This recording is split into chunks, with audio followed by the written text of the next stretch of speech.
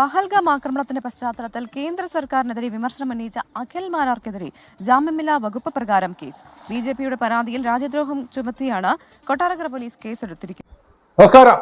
സമയാമാം രഥത്തിൽ ഞാൻ സ്വർഗയാത്ര ചെയ്യുന്നു, എൻ സ്വദേശം കാണാനായി നീ തനിയെ പോകുന്നു. നീ തനിയെ പോകുന്നതിൽ എനിക്ക് വളരെ ദുഃഖമുണ്ട് അഖിൽ മാരാറെ.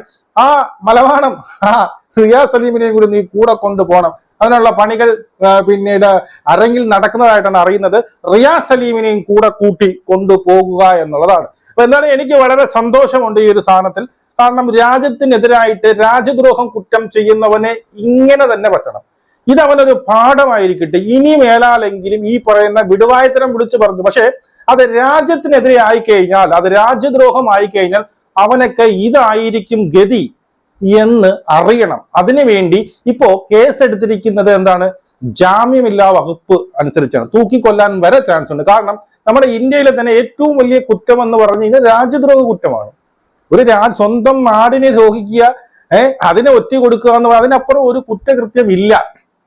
അതുകൊണ്ട് തന്നെ ഈ പറയുന്ന അഖിൽ മാരാറ് 100% എന്റെ പൊന്നു മോനെ നീ പെടും. നീ ഇതുവരെക്കായിട്ടും പറഞ്ഞതൊന്നുമല്ല, മനസ്സിലായി, ഇതുവരെക്കായിട്ടും കളിച്ചതൊന്നുമല്ല ഇതെന്ന് നിനക്ക് മനസ്സിലാവും. നമുക്ക് ആദ്യം ആ ഒരു വാർത്ത കേൾക്കാം. പഹൽഗാം ആക്രമണത്തിന്റെ പശ്ചാത്തലത്തിൽ കേന്ദ്ര സർക്കാരിനെതിരെ വിമർശനം ഉന്നയിച്ച അഖിൽ മാരാർക്കെതിരെ ജാമ്യമില്ലാ വകുപ്പ് പ്രകാരം കേസ്. ബിജെപിയുടെ പരാതിയിൽ രാജ്യദ്രോഹം ചുമത്തിയാണ് കൊട്ടാരക്കര പോലീസ് കേസെടുത്തിരിക്കുന്നത്. എഫ്ഐആറിന്റെ പകർപ്പ് 24-ന് ലഭിച്ചു. രാജ്യത്തിന്റെ പരമാധികാരത്തെയും ഐക്യത്തെയും അഖണ്ഡതയെയും വ്രണപ്പെടുത്തുകയെന്ന ഉദ്ദേശത്തോടെ സമൂഹമാധ്യമത്തിലൂടെ അഖിൽ മാരാർ ദേശവിരുദ്ധ പരാമർശം നടത്തിയെന്നാണ് എഫ്ഐആർ. ജീവപര്യന്തം വരെ ശിക്ഷ ലഭിക്കാവുന്ന ജാമ്യമില്ലാ വകുപ്പായ BNS 152 ചുമത്തിയിട്ടുള്ളത്. കഴിഞ്ഞ ദിവസമാണ് അഖിൽ മാരാർ പഹൽഗാം വിഷയമുയർത്തി ഫേസ്ബുക്കിൽ വീഡിയോ പങ്കുവച്ചത്. പഹൽഗാമിൽ ഭീകരാക്രമണം നടത്തിയ ഒരാളെപ്പോലും പിടികൂടിയില്ലെന്നും ഇന്ത്യ ബലൂചിസ്ഥാൻ ആയുധങ്ങൾ നൽകി പാകിസ്ഥാനിൽ സംഘർഷം സൃഷ്ടിച്ചെന്നുമാണ് അഖിൽ മാരാരുടെ പ്രതികരണം. സാധാരണക്കാരായ പാകിസ്ഥാനികളെ കൊല ചെയ്തുവെന്നും മറ്റൊരു കരുത്തരായ രാജ്യത്തിന്റെ അടിമകളായി ആത്മാഭിമാനമില്ലാത്തവരായാണ് നമ്മുടെ ഭരണാധികാരികളും സേനയും നിലകൊള്ളുന്നതെന്നും വീഡിയോയിൽ പറയുന്നു. ഇതിനെതിരെ BJP കൊട്ടാരക്കര മണ്ഡലം പ്രസിഡന്റ് അനീഷ് കിഴക്കേക്കരയാണ് പോലീസിൽ പരാതി നൽകിയത്. 24 കൊട്ടാരക്കര. BNS 152 വകുപ്പ് പ്രകാരം, അതായത് ജീവപര്യന്തം വരെ തടവ് കിട്ടാവുന്ന ജാമ്യമില്ലാ വകുപ്പാണിത്. എന്റെ പൊന്നഖിൽ മാരാറെ, സത്യം പറഞ്ഞു കഴിഞ്ഞാൽ എനിക്ക് വളരെ സന്തോഷമുണ്ട്. ഈ ഒരു വിഷയം വന്നപ്പോ എനിക്ക് തോന്നുന്നു ഞാനാണ്, മറ്റുള്ളവരും ഈ പറയുന്ന ബാക്കിയെല്ലാ വിഷയവുമായി ബന്ധപ്പെട്ട് കുറെ വിമർശനങ്ങളൊക്കെ നടത്തി. പക്ഷെ എനിക്ക് തോന്നുന്നു ഞാനാണ് ഈ ബലൂചിസ്ഥാൻ എന്ന് പറയുന്ന പോയിന്റ് എനിക്കിത് കേട്ടപ്പോഴേ ആദ്യം മനസ്സിലായി. ഈ ബാക്കിയെല്ലാം അവന്റെ പിന്നെ ഈ പറയുന്ന ഈ അഭിപ്രായ സ്വാതന്ത്ര്യത്തിൽ നമുക്ക് കൂട്ടാം. കാരണം അവന് വേണമെങ്കിൽ എന്ത് ചെയ്യാം, നരേന്ദ്രമോദിയെ വിമർശിക്കാം. എന്തുകൊണ്ട് ഈ പറയുന്ന നമ്മുടെ PO പിടിച്ചില്ല എന്ന് ചോദിക്കാം. അതൊക്കെ ഒരു പിന്നീട് ഈ പറഞ്ഞതുപോലെ ഒരു പൗരന്റെ അവകാശമായി കൂട്ടാം. പക്ഷെ അതുപോലെ അല്ല ബലൂചിസ്ഥാൻ എന്ന് പറയുന്നത്. അപ്പൊ ഈ പറയുന്ന ബലൂചിസ്ഥാൻ ഇന്ത്യ ഫണ്ട് ചെയ്യുന്നു, എന്തോ ഒരു ഭീകരമായിട്ടുള്ള ഒരു ആരോപണം നോക്കിയേ. ഈ ഒരു ഭീകര ആരോപണമാണ് പാകിസ്ഥാൻ ഈ പറയുന്ന ലോകരാഷ്ട്രങ്ങളുടെ മുന്നിലേക്ക് ഉന്നയിക്കുന്നത്.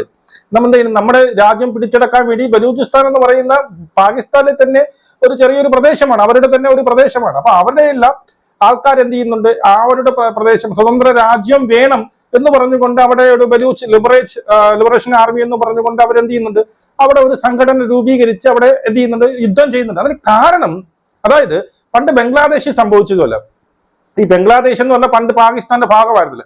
അവിടെയുള്ള റിസോഴ്സസ്, അവിടെ നിന്നുള്ള വരുമാനമൊക്കെ അവരെടുക്കും. പക്ഷെ അവിടെ ആ ജനങ്ങളുടെ ഇടയിൽ ഏതെങ്കിലും ഒരു എന്താണ് പറയുന്നത്, എന്തെങ്കിലും ഒരു വികസനമോ, അവർക്ക് എന്തെങ്കിലും സ്കൂൾ, കോളേജ്, ഹോസ്പിറ്റൽ, അങ്ങനെയുള്ള ഒരു വികസനവും അവിടെ ചെയ്യാതെ അവരെ ഒരു രണ്ടാംകിട പൗരന്മാരായിട്ട് ഈ പാകിസ്ഥാൻ കണ്ടു. ആരെ? ഈ ബംഗ്ലാദേശിനെ. അങ്ങനെയാണ് എന്നിട്ട് അവിടെ നിന്ന് കിട്ടുന്ന വരുമാനമല്ലേ ഇവന്മാരെ കൊണ്ടുപോയി ഇപ്പുറത്തുള്ള പാകിസ്ഥാന് അവിടെയാണ് വികസനം മൊത്തം നടന്നത്. പക്ഷെ ഈ പറയുന്ന ബംഗ്ലാദേശിൽ ഒരു വികസനവും നടന്നില്ല.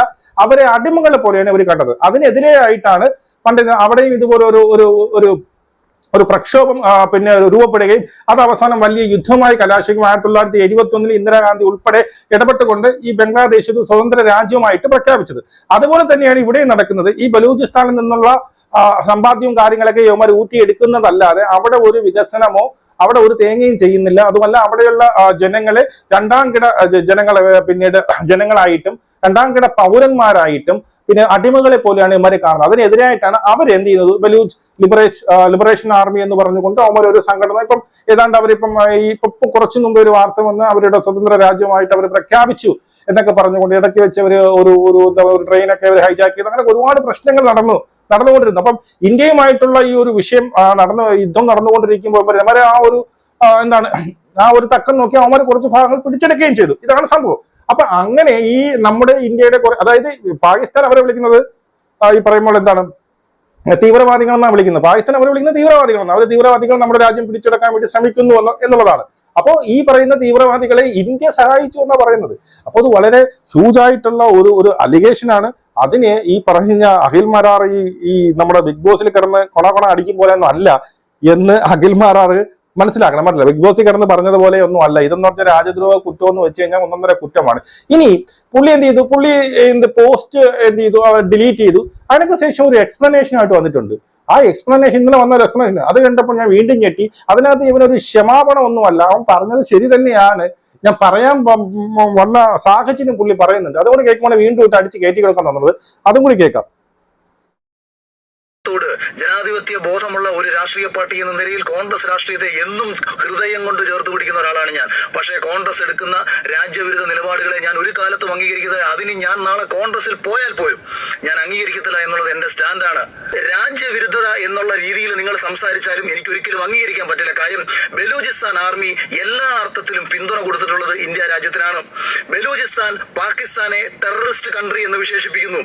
ഇന്ത്യ എടുക്കുന്ന അതേ നിലപാടുകൾക്ക് ഒപ്പം നിൽക്കുന്ന ഒരു ഭാഗം പാകിസ്ഥാനിൽ ഉൾപ്പെട്ട പാകിസ്ഥാനെതിരെ സംസാരിക്കുന്ന ഇന്ത്യൻ ജനത പാകിസ്ഥാന് വേണ്ടിയിട്ട് യുദ്ധം ചെയ്ത സമയത്ത് പാകിസ്ഥാനെതിരെ ഒരേ സമയം അറ്റാക്ക് ചെയ്ത ഒരു ഭാഗത്തിനെ ഇന്ത്യ സഹായിച്ചിരുന്നു എന്ന ഒരു കാര്യം ആ ആർമിയിലെ എനിക്കറിയാവുന്ന എന്റെ പ്രിയപ്പെട്ട റിട്ടയർഡ് ആയിട്ടുള്ള ഉദ്യോഗസ്ഥന്മാരും അല്ലെങ്കിൽ BJPയുടെ തന്നെ പല നേതാക്കന്മാരും ഒളിഞ്ഞും തെളിഞ്ഞും ഒക്കെ തന്നെ നമ്മളോട് പറഞ്ഞിട്ടുള്ള ഒരു വാചകമായിരുന്നു. ആകെ എന്റെ ഭാഗത്തു നിന്ന് ഒരു പബ്ലിക്കിനിടയിൽ സംസാരിച്ചപ്പോൾ ഏത് ആർമിയാണ് ഇങ്ങനെ പറഞ്ഞതെന്ന്, ഏത് ആർമിക്കാരനാണ് താങ്കളോട് ഇങ്ങനെ പറഞ്ഞതെന്ന് ഈ പറയുന്ന അഖിൽ മാരാർ പറയേണ്ടതായിട്ട് വരും.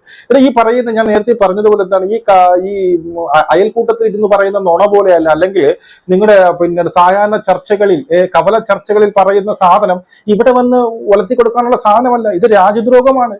മനസ്സിലായി? അപ്പൊ ആരായാലും താങ്കളെ സഹായിച്ച അല്ലെങ്കിൽ താങ്കൾ ഇങ്ങനെ പറഞ്ഞു എന്ന് പറയുന്നവരെ അവരെ കൂടി പൊക്കേണ്ടി വരും. താങ്കളെ ജയിലിൽ പോലീസ് പിടിക്കുന്നതൊക്കെ ചുറ്റം കാലത്ത് ആര് പറഞ്ഞു, അതിന് ഉത്തരം നീ പറയേണ്ടതായിട്ട് വരും. ഇവനെ മാത്രമല്ല, ആ മലവാണം ഉണ്ടല്ലോ, ആ റിയാസിനെയും കൂടി പിടിച്ചിട്ടുണ്ടേ. ഇന്ത്യക്കെതിരായിട്ട് ഞാൻ പറഞ്ഞല്ലോ, ഇന്ത്യക്കെതിരായിട്ട് ഒരു വാക്കുകൊണ്ടോ ഒരു മെസ്സേജ് കൊണ്ടോ ഇതുപോലെ രാജ്യദ്രോഹ കുറ്റം ചെയ്യുന്നവരെ എല്ലാത്തിനെയും പിടിച്ച് ജയിലിലിടണേ.